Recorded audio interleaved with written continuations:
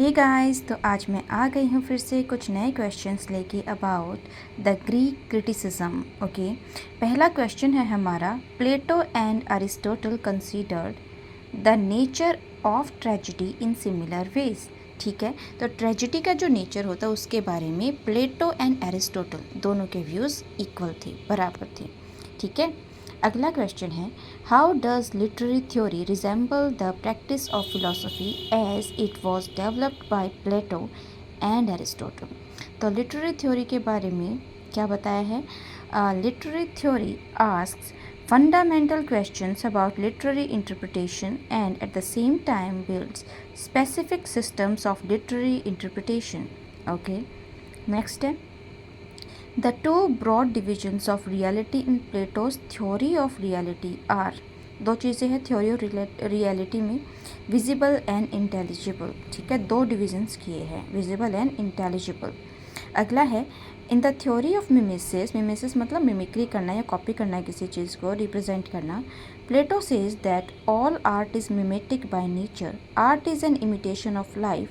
To argue his case he gives the example of a chair. तो chair का example दिया है उन्होंने कि कैसी जो आर्ट होती है वो रियलिटी की कॉपी होती है। ठीक है, अगला क्वेश्चन है, why did Plato banish the poet from his ideal state. तो क्यों बैनिश किया था प्लेटो ने अपने आइडियल स्टेट से पोएट्स को? तो इसका आंसर आगे मिलेगा हमें। इसका आंसर है, in representing the sensual aspects of reality, the poet fails to discern the transcendent reality behind mere appearance. ठीक है, तो रियलिटी से दूर होती है पोइट्री, इसलिए वो पोइट्स को बैनिश करना चाहते हैं। अगला है, following Plato where which two of the following statements about phantasm and semblance are correct. ठीक है, तो इसका आंसर होगा, semblance is unreal but looks real as compare to phantasm, और phantasm unlike semblance has the same proportion as the object. Okay, 3 and 4 ये दोनों ही correct है। अगला है, which one of the following of Plato's beliefs acts was Shelley countering by saying that poets are the acknowledged legislators of mankind. ठीक है, तो preference for legislators over poets. ठीक है, अगला है, in contrast to dash Plotinus considers the artist a creators of vehicles of valuable though imperfect spiritual insight. Plotinus, artist does not work by rational principles, he does not as dash would have had him lead us the ideas through the use of reason. Rather, he tries to express in an artistic medium some insight into the one. Which of the following will correctly complete the first two sentences of the passage? तो प्लेटो आएगा दोनों में, फिर ये पूरा complete हो जाएगा। अगला है, which theorist is more closely associated with the idea of art as imitation. तो आइडिया ऑफ आर्ट मतलब आर्ट को इमिटेशन किसने बताया? तो प्लेटो ने बताया है। What does Socrates mean when in Plato's Ion, प्लेटो की लिखी हुई बुक है Ion, he says poets are nothing but the interpreters of gods। तो poets को क्या बताया है? interpreters of God बताया है। तो इसका मतलब है the poets are divinely possessed when they compose their poems। ये किसने लिखा है? प्लेटो ने लिखा है। अगला क्वेश्चन देखिए, Plato censored poetry because he believed it distorts reality. तो प्लेटो को क्यों नहीं पसंद थी पोइट्री? क्योंकि उनको लगता था कि जो पोइट्री होती है वो रियलिटी से अलग होती है, डिसॉर्ट कर देती है रियलिटी को, लोगों को रियलिटी से दूर कर देती है। अगला है, Plato's objection to poetry stemmed mainly from. तो प्लेटो को क्या प्रॉब्लम थी पोइट्री से? तो एपिस्टेमोलॉजिकल कंसर्न था उनका। अगला है, according to Plato reality exist in. तो रियलिटी कहाँ एग्जिस्ट करती है अकॉर्डिंग टू प्लेटो?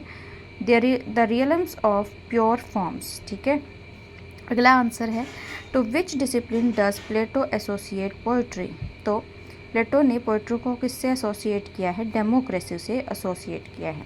अगला है, according to Plato poetry is, poetry क्या है? इमिटेशन ऑफ एन इमिटेशन है। ठीक है, अगला है, in his Republic Plato makes it explicit that he accepts neither painting nor poetry as a source of knowledge. Plato क्या कहता है रिपब्लिक में? He accepts neither painting nor poetry as a source of knowledge. मतलब reality अगर आपको देखें तो उस चीज़ को रियल में देखो, ना कि उसकी पेंटिंग या उस पर लिखी हुई कोई पोइट्री पढ़ो। ठीक है, अगला क्वेश्चन है the first literary works to discuss genre.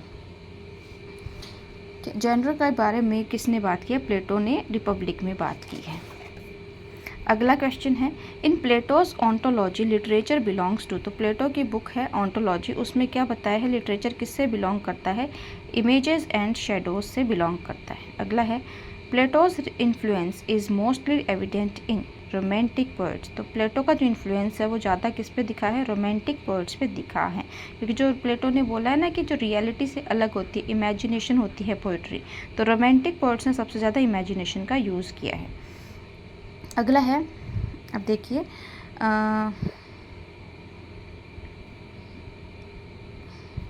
इसका भी प्लेटो है और